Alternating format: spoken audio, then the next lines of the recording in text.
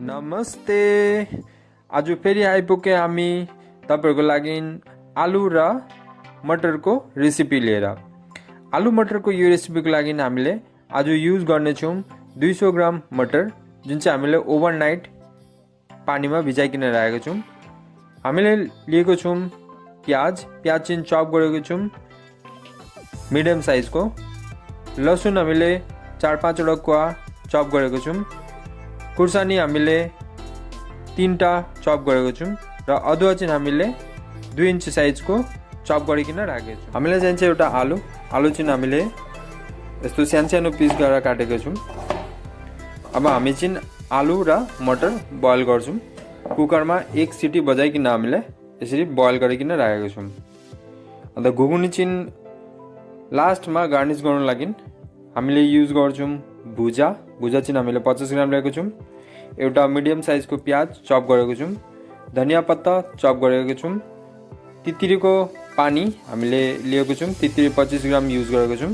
अन्त हामीले चाहिँ घरमै बनाएको मसला युज गरेको छौं। अब चाहिँ पकाउन थालेको हामीले चाहिँ यहाँ 5 टेबलस्पुन तोरीको तेल लिएको छौं। अब यो तोरीको तेलमा हामी चाहिँ पहिला गोटा जीरा राखे।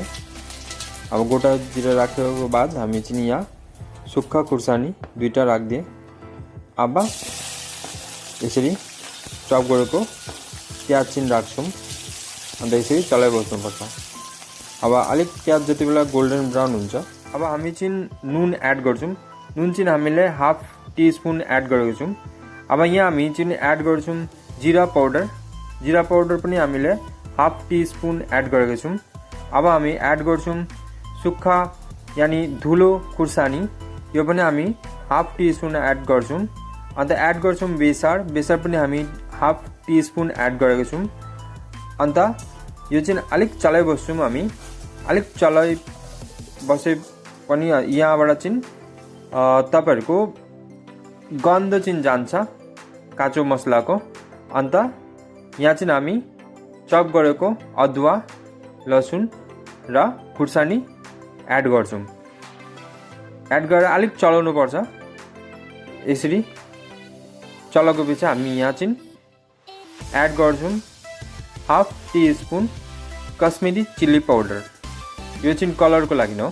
कलर चाहिँ राम्रो आउँछ कि त्यसले लागि हामीले यो कश्मीरी चिल्ली पाउडर एड गरेको। अब अलिक यसरी चलाइकिन जति बेला मसला फ्राई हुन्छ त्यति बेला हामी चाहिँ पानी एड गर्छौं हाफ कप। अन्त फेरि यसरी चलाइबस्छौं।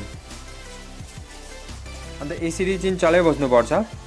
चलाउँदा जति बेला चाहिँ तेल छोड्नु थाल्छ, यहाँ चाहिँ अझै एक खेप हामी पानी एड गर्छौं र पानी जति बेला उम्लिनु थाल्छ त्यति बेला चाहिँ हामी यहाँ बोइल गरेको मटर र आलु एड गर्छौं।